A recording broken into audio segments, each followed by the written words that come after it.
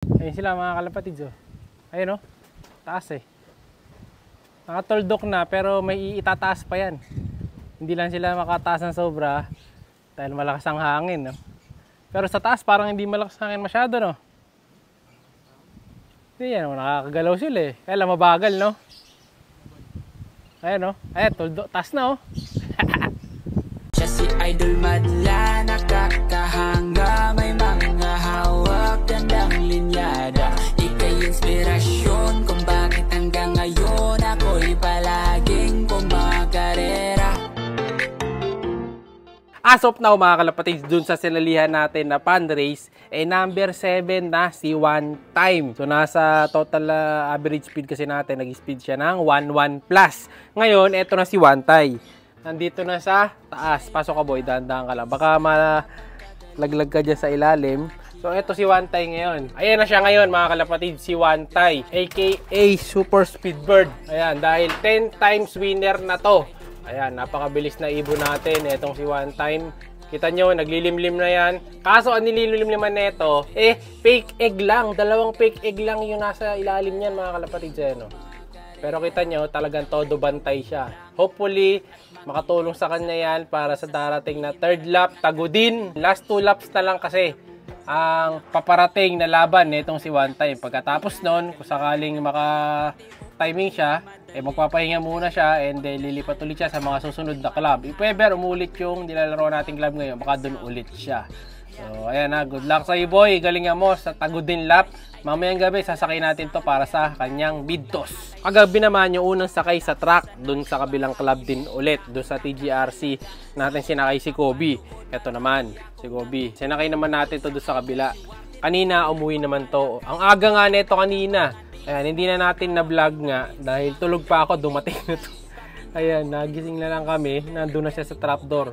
Pero grabe pa rin ang tulin yan. Ito naman, sasali naman natin ito sa pooling or fan race na darating sa kabilang club na yon. Inatras na natin siya kasi hindi ganun kataas yung rank niya eh.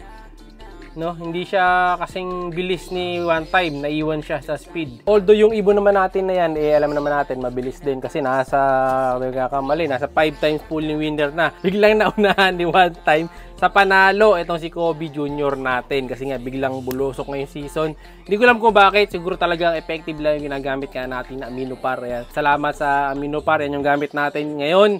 Season na to, kita nyo napaka-effective. Ilang pooling winner na yung nahakot pati doon sa pinsan natin si Harold. Ayan, shoutout sa iyo San na nanalo din gamit yung Aminopar. Ayan, kung gusto nyo yung Aminopar, search nyo lang sa Lazada saka sa Shopee para makabili na kayo ng Aminopar para magamit nyo na sa karera nyo. Tapos ngayon, pipicturan ko nga rin pala si One Time. Kukunin na natin. Kasi nga, ang midtoss nito, malayo din, 100 kilometers din eh. Kukunin natin siya today. Pipicturan natin, gagawa ko to ng ID. No? Mahirap na, baka mahuli pa lahat. Wala pa siyang maayos na picture sa akin. Pero bago siya, unahin na natin si Kobe. Ito, unahan na natin gawan to. Ito, wala pa rin to eh. No? Nakakalimutan ko lagi. Ang nagawa natin noong nakaraan, si Paasa Junior yon. Ito yung sa kanya. 5 times winner, si Paasa Junior. Ito, gagawin natin. Mamaya, ilalagay na lang natin sa end ng video kapag nagawa ko na yung ginagawa natin sa kanya na ID. Dito naman sa mga tinitraining natin dito, halos batcher na rin. 4 na lang yata yung naiwan. Ito. Ito na lang pala yung hindi pa nasasanay eh. Sino ba to? Si Boy Kulit yata to, yung isang speedboard natin, yung kapatid ni Paasa. Ayan. Yung itim dito, batcher na. Ito, yung sinama natin sa vlog nung nakaraan. Yung tinitraining ko, batcher na yan. Pati yung kapatid niya. Maganda kapatid na ito. Ayan, gandang ibon niya, no? Ang lahi ng itim na to is Black Jansen, Black Merwe. Kaya nakita nyo, black na black talaga. Ang kapatid niyan, ito yata ang kapatid niyan eh. Hindi ako nagkakamali. O ito, yung malaki. Ayan. Magkakamukha kasi eh, no? Puro kasi speedbird to. Speedbird din tong itim na to. Pero di ko lang sure kung namana niya kasi kakulay niya yung nanay niya eh. Yung bagong ibon natin, yung nanay niya. Sana nakuha din niya yung speed. Ito, mabilis din to. Ito yung nagiging guide niyan. Ito. Yung sinasabi ko sa inyo, sulit na sulit. Yung dalawang tipler natin. Mamaya palili pa rin natin yung dalawang tipler natin. May dalawang itlog din yan, pinasiter ko pag napapisa natin. Napakaganda nun. Dadami na yung mga high flyer natin. Hawan na nga nila to eh. Ito yung dating naiiwan doon sa vlog natin. Nakakasabay na yan sa toldok. Ngayon, gagawin natin, pasasama natin lahat ng mga player natin sa tipler para lalo silang tumaasa at tumagal lumipad.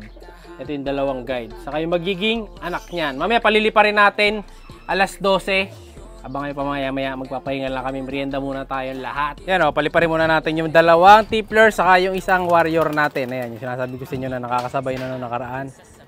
Tingnan natin ang magiging ano nila ngayon ha. Kung tataas sila. Tingnan natin.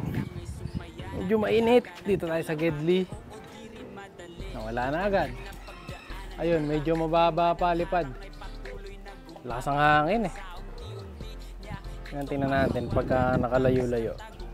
Layo natin yung camera. Zoom out natin. Nasaan na? Nawala.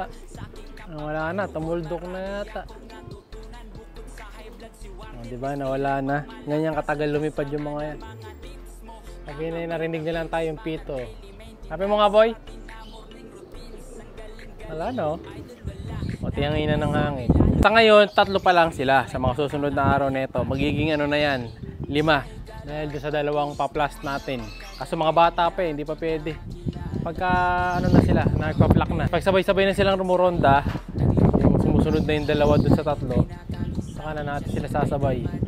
3 times natin nililipad dyan mga kalapatid sa maaga, tanghali, hapon. Dahil mahirap mag-force fly.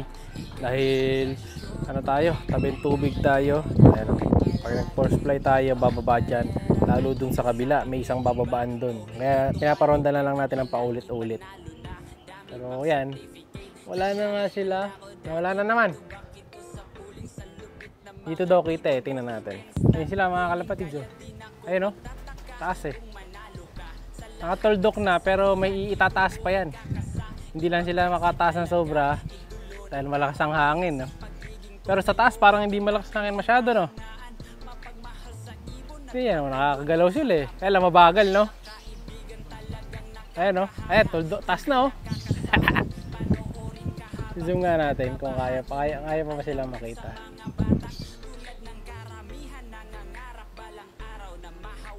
Diyan ah. Ayan, nakabaliktad na eh. Hindi sure kung tama yung tinututukan ko. Di ko na rin nakikita dito sa cellphone. Yan sila oh. Kaya hindi natin pwede tanggalin yung pito eh. Hindi natin masusundan kung nasa na. Ayun oh, di mo na maalis ang pwesto.